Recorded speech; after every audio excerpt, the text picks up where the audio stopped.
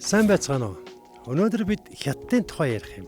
За ингээд хэлэхээр зэрэг зарим нэгэн хүн аль хэзээ бохимдоод эхэлсэн байж магадгүй. Манайхны бэлтгэж гаргасан вакцины талаарх мэдээллийн дор намайг янз бүрээр л хэлж байд. Монголчуудын хятадд хандах хандлага бүр тусдаа судлах хэмжээний үзэгдэл болчихсон байгааг та мэднэ.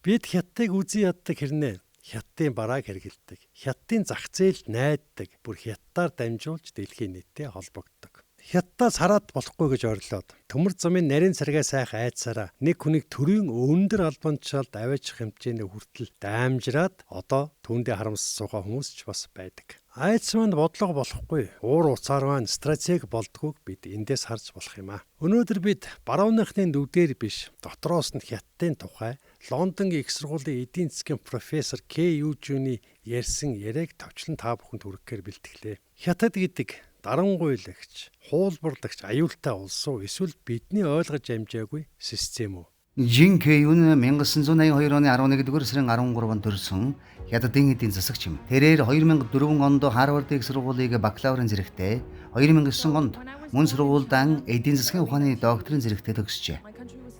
Тэрээр 2009-с 2017 оны хооронд Лондонгийн эдийн засгийн сургуульд эдийн засгийн багшаар ажилласан юм.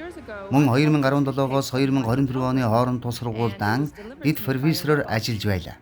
2025 оноос эхлэн Хонконгийн шинжлэх ухааны технологийн их сургуульд санхүүгийн профессороор ажиллаж байна.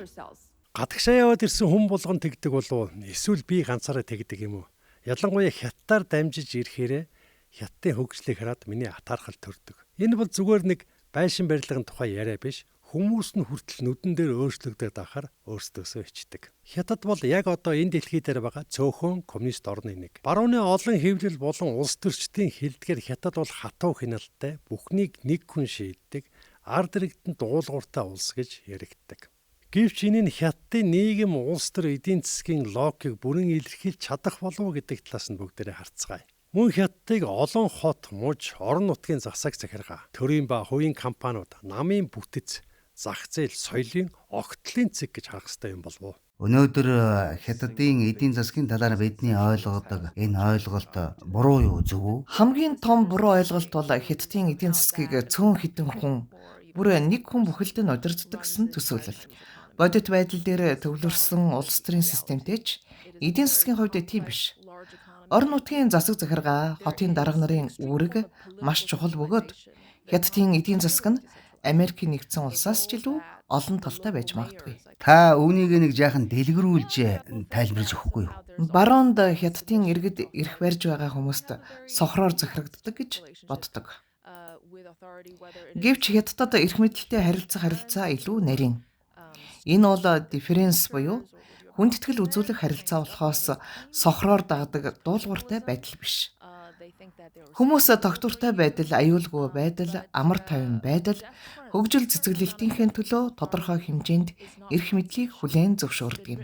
Өнөөдрийн хятадын эдийн засгийг ойлгохын тулд зайлшгүй эргэн харах ёстой нэг хүн бол Дэн Сяопин. Маогийн үеийн хатуу социалист эдийн засгаас зах зээлд суурилсан, дэлхийд нээлттэй эдийн засаг руу шилжих шилжилт бол өнөөгийн хятадын түүхэнтэх хамгийн том эрс өөрчлөлт юм аа. Гэхдээ энэ бол нэг хүн өдөрт болчихсон өөрчлөлт биш. За нэг улс төрийн дотоод тэмцэл, үзэл сурталын маргаан, орон нутгийн эсэргүүцэл, туршилт, алдаа бүхий урт процесс байсан юм аа. Тиймээс бид Дэн Сяопин гэж хүн яг юу хийсэн? Яагаад түүний бодлого нь ядуу хөдөө аж ахуйн орноос хятад улсыг дэлхийн 2 дахь том эдийн засаг болгосон талаар сонирхъя. Маогийн дараа Дэн Сяопины удирдлагын дор хятадын эдийн засаг гайхалтай өөрчлөгдөж асар хурдцтай өссөн гайхамшиг тохиосон. Тэгвэл Дэн Сяопины үед яг юу болсон? Ямар шинжилүүд хийгдсэн талаар та тайлбарлаж өгөхгүй юу? Дэн Сяопин бол манай улсын түүхэнд хамгийн прагматик удирдагч байсан бөгөөд хүн бүр түүнд талархаж явдаг гэж би боддог. Миний аавын үеийнхэн Дэн Сяопин байгаагүй бол ийм их хөгжил цэцэглэлт, амар амгалан, хөгжлийн боломжийг үзэж чадахгүй байх байсан болов уу? Энэ бүхэн 1970-ад оны сүүлчээр түүний санаачилсан нээлттэй хаалга ба шинжиллийн бодлогоос эхэлсэн юм. Мэдээж энэ бол маш хүнд даваа байсан. Дахиад л Хятадын талаарх том төрөгдлийг дуртахад нэг удирдагч шийдвэр гаргахад л бүгд тушаалыг нь дагаж биелүүлдэг гэж бодвол андуурал. Үгүй ээ. Орон нутгийн түвшинд улс төрийн асар их саад дотгор ашиг сонирхлын зөрчилтэй асуудлууд тоо томшгүй байсан. Эцсийн дүндээ мужийн захирагч нар хотын дарга нар л энэ ажлыг бодит ажил хэрэг болгох хэрэгтэй байлаа. Хятадд хичнээн олон тойрог засаг захиргааны нэгж байгаа билээ дээ. Тэр болгонд өөр өөрийн ашиг сонирхол бий. Улс төрийн хувьд дэлхийн хаанч энэ бол хамгийн хэцүү даалгавар байдаг. Гэвч Дэн Сяопин уламжлалт хэв маягийг эвдэж нийгэм болон эдийн засгийн талаар огт өөр шин сэтгэлгээ гаргаж ирж чадсан юм. Энэ нь үнэхээр хувьсгалт өөрчлөлт байсан юм. Тухайн үеийн хүмүүс надад нэг удаа нийгэм бүхэлдээ эдийн засагт анхаарлаа хандуулах гэж байна хэмээн ярьж байсныг би сандаг. Үнэхээр гэж үү? Тэд яагаад тэгнэ гэж? Урд нь бүх зүйл улс төр тэмцэл үзэл суртал дээр тогтдог байгаагүй гэж үү? Гэж тэд эргэлзэж байж. Тиймээс улс орон төр засгийн бодлого тэр чигтээ эдийн засагт төвлөрнө гэдэг тэдний хувьд маш их цочирдмоор зүйл байсан юм. Хэдийгээр бид одоо үүнийг байх ёстой ердийн зүйл мэтэр хүлээж авдагч тэрхүү тогтсон хэв шинжийг эвдэх нь үнэхээр хэцүү байсныг энэ асуулт харуулж байна. Гэхдээ Хятадын хийсэн нээлттэй хаалганы бодлого бол үнэхээр түүхэн ач холбогдолтой үйл явдал.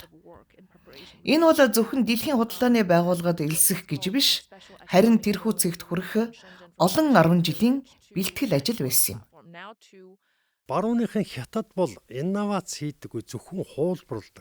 За харин бидний хувьд бол Хятад бараа хулих чанаргүй гэсэн ойлголт хүчтэй байдаг. iPhone-оос эхлээд цахилгаан машин, галт тэрэг аппликейшн хүртэл Хятадууд хуулбарлсан гэдэг яриа байдаг. За тэгвэл Хятад мэдлэгийг хурдан тарааж амжилттай зургийг давтгах нь буруутгагддаг зүйл биш бөгөөд харин ч өсөлтөөрийн нэг хэлбэр гэж үздэг байна. Бүгдээрээ одоо инновац болон хуулбарлалт хоёрын зааг Хятад хэрхэн харагддаг? Энэ нь ирээдүйд өөрчлөгдөхгүй үгүй юу гэдэг талаар сонсцгоо. Хятадын бизнес эрхлэгчдийн технологи хуулбарлаж үйлдвэрлэдэг тал дээр та ямар бодолтой байдаг вэ? Америк нэгдсэн улсад бол бусдын зүйлийг хуулбарлахыг огт дэмждэггүй. Гэмт хэрэг гэж үздэг. Харин Хятадд үүнийг тодорхой хэмжээнд хүлээн зөвшөөрдөг байх. Тийм үү? Тийм ээ. Харамсалтай нь энэ бол манай соёлын маш том ялгаа юм. Бидний өмчлөх эрхийн талаарх ойлголт Америк нэгдсэн улсынхаас тис өөр. Цаг хугацааны явцад энэ өөрчлөгдөх байх л да. Таны зөв. Хэрвээ хуулбарлсан зүйл нь амжилтад хүргэж байвал тэд өөрсдийгөө буруутай гэж боддоггүй. Энэ бол үнэт зүйлийн л ялгаа. Бид ярилцлагынхаа эхэнд Хятадд яагаад өрсөлдөөн ширүүн байдаг тухай ярьсан. Хүмүүс бүгд л ижилхэн нэг зүйл амжилтад хүрэхийг хармагцаа бүгд л түүнийг дуурайж хийж эхэлнэ. Америк нэгдсэн улсад ингээл хинч таныг хүндлэхгүй. Харин Хятадд бол энэ зүгээр л ердийн асуудал. Гэхдээ явандаа энэ хандлага өөрчлөгдөнө гэж би бодож байна. Тэгэхээр танихаар энэ муу зүйл үгүй юу? Эцсийн дүндээ хэрв Хятад улс инновац технологийн орн болохыг зорж байгаа бол оюуны өмчийн маш хатуу хамгаалалттай байхаас өөр аргагүй юм. Бид одоогоор богино хугацааны хурдан өнгөц шатандаа явж байна. Энэ шатыг даваад гарахаар хандлага өөрчлөгдөж хүмүүс илүү олон талд өөр зүйлс хийхийг эрмэлзэх болно. Дахин хэлэхэд энэ бол ердөө л нэг үе шат. Хятад хүмүүс өлсгөлэн байсан, одоо ч жоохон өлсгөлэн хിവэр байна. Харин ирээдүйд тэд тийм ч их өлсөхгүй болох байх. Хятад төр бүхтийг хяндаг гэдэг ойлголт байдаг. Барууныхан ч мөн тэгж үздэг. Гэхдээ Alibaba, ByteDance, Huawei зэрэг компаниуд нь Хятадын эдийн засгийн хөдөлгөх хүч байсаар ирсэн. За хамгийн сонирхолтой нь Хятадын төр ба бизнесийн харилцаа нь барууныхнаас хамаагүй өөр логиктой байдаг. Тэнд эхлээд туршиж үзэх, дараа нь хурдан өсөх, ингээд эцэст нь зохицуулалт хийх гэдэг зарчим байдаг. За тэнд эхлээд туршиж үзэх, дараа нь хурдан өсөх, дараагийн эцэст нь дөрвөн зохицуулалт хийх гэсэн зарчим давмгайлдаг. Энэ инновацийг төрөсгдөгч гэсэн заримдаа хатуу зохицуулалт ирэх магадлалтай. Иймээс энэ нарийн харилцааг ойлгохыг оролцгоё. Эдийн засгийн сэдв рүүгээ буцаад оръё. Хятадын засгийн газар болон компаниуд хувийн хвшлийн хоорондын харилцааг нэг жаахан гүнзгийрүүлж та тайлбарлаж өгөхгүй юу? Компаниудад хэр зэрэг эрх чөлөө байдаг юм бэ? Ахиад нэг маш том ташаа ойлголт бий. Тэр бол төр засаг нь хувийн хвшлээ дарамтлж шахдаг гэж боддог бодол. Хэрэг дээрээ хүмүүсийн боддог шиг шууд дарамтлаад дайраад байдаг юм биш. Ерөнхийдөө орон нутгийн засаг захиргааны хөшүүрэг, урамшууллын тогтолцоог харах юм бол тэд хамгийн шилдэг ирээдүйтэй хувийн компаниудаа туслах зорилготой байдаг. Орон нутгийн засаг захиргааны ажлын үзүүлэлтэд амжилттай яваа тэр нутгийн компаниудын талаарх мэдээлэл багтдаг бөгөөд дотоодын нийт бүтээгдэхүүнийг өсгсөн, ажлын байр нэмэгдүүлсэн, хөрөнгө оруулалт татсан бол тэдний ажлын үзүүлэлт сайн гардаг. Хувийн компаниудаа маш их тусалдаг. Миний мэдих орон нутгийн олон албан тушаалтнууд ялангуяа хүнд хэцүү үед өртөө компани болон зээлдэгч талуудын хооронд зуучлах, банкудтай харилцах харилцааг нь зохицуулахын тулд өдөр шөнөгүй цоцолтгүй ажилладаг. Яагаад тэд хувийн компаниудад туслахыг хүсдэг вэ гэхээр тэдний ашиг сонирхол нэг зэгт огтлолцдог юм шүү дээ. Дашрамт хэлэхэд DeepSeek бол хувийн компани бөгөөд улс орныхоо бахархал болоод байгаа. Улс орныхоо амжилтын түүчээ бахархал болж буй ийм хувийн компаниудыг төр засаг нь яагаад дарамтлахыг хүснэ гэж Бид өнөөдрийн дугаараараа Хятадын эдийн засгийн юр бусын өсөлтийн нууц, төр ба хувийн хэвшлийн харилцааны хосломол загвар мөн ирээдүйн талаар хүргэлээ. Хятад бол манай мөнхийн хөрш. Нэг бодит үнэн гэвэл тэд одоо дэлхийн том тоглогч болсон. Тэгтэл бид байсан байрандаа л байна. Бидэнд таан байсан танд баярлалаа. Дараагийн дугаараар эргээд уулзцгаая.